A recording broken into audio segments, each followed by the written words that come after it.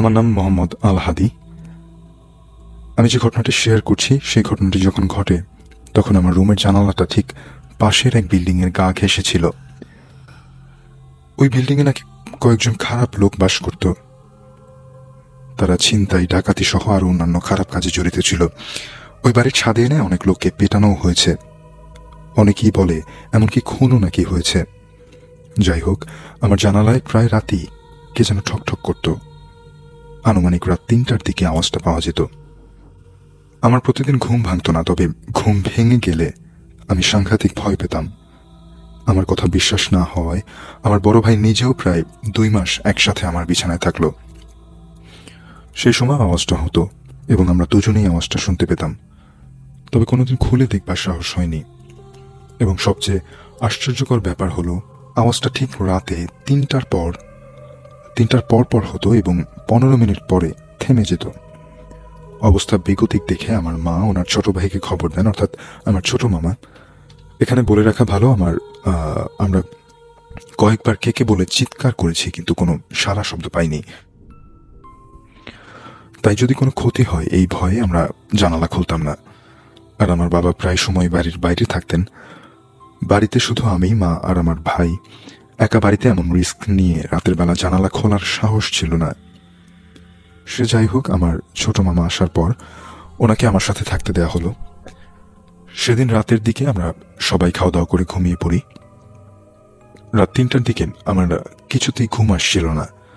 আমার হঠাৎ করে ঘুমটা ভেঙে গেল। আমার ছোট মামা নিজে খুবই সাহসী লোক। ওনাকে বলা হয়েছিল জানালার নক করার ব্যাপারে, কিন্তু উনি হেসে উড়িয়ে দিলেন। তো যাই হোক, রাত ৩টার দিকে আমার ঘুমটা ভেঙে যায়। অনুভব করি সারা গা ঘামে ভিজে গেছে। আমার মনে হলো কারেন্ট নেই। আমি ধাক্কা দিয়ে মামাকে দেখার চেষ্টা করি, কিন্তু মামা পাশে নেই। আমার বুকটা ধক করে ওঠে। মোবাইলে আলো জ্বালিয়ে দেখি তখন রাত ৩:১৫। আমি খুব ভয়ে এবং সাবধানে আমার বিছানা থেকে নেমে যাই। রুম থেকে বের হতেই দেখি মামা আমাদের খাবার রুমের জানালা দিয়ে বাইরে তাকিয়ে আছে। এই জানালা থেকে আমার রুমের পাশের ছাদটা পরিষ্কার দেখা যায়। দেখলাম মামা গভীর মনোযোগ দিয়ে কি যেন দেখছেন। আমি পা টিপে টিপে মামার পাশে এসে দাঁড়াই। মামা আমাকে দেখে চমকে গেলেন। আমি বুঝলাম না আমাকে দেখে মামা চমকালেন কেন। মামা আমাকে ঠোঁটে আঙুল দিয়ে কথা বলতে নিষেধ করলেন এবং বললেন উকি না দিতে। কিন্তু ততক্ষণে আমি যা দেখার দেখে ফেলেছি। সে ছাদে একটা লাশ পড়ে আছে, জবাই করা একটা লাশ। মাথাটা ধড় থেকে আলাদা। চাঁদের আলোয় দেখা যাচ্ছে ছাদটা রক্তে ভিজে একাকার হয়ে আছে। কিন্তু এর চেয়েও ভৌতিক ব্যাপার যে আমার রুমের জানালা, অর্থাৎ আমার জানালার পাশে কাউকে দাঁড়িয়ে থাকতে দেখা যাচ্ছে। লোকটা একটা সাদা কাপড় পরিহিত, হাতে একটা লাঠি দিয়ে আমার জানালায় আওয়াজ করছেন, ঠক ঠক ঠক ঠক। কিছুক্ষণ থেমে আবার ঠক ঠক ঠক ঠক। আমি লোকটার আগা থেকে মাথা পর্যন্ত দেখতে চেষ্টা করলাম। এই এলাকায় আমরা জন্মের পর থেকে আছি। এলাকার প্রায় সবাইকে আমি চিনি।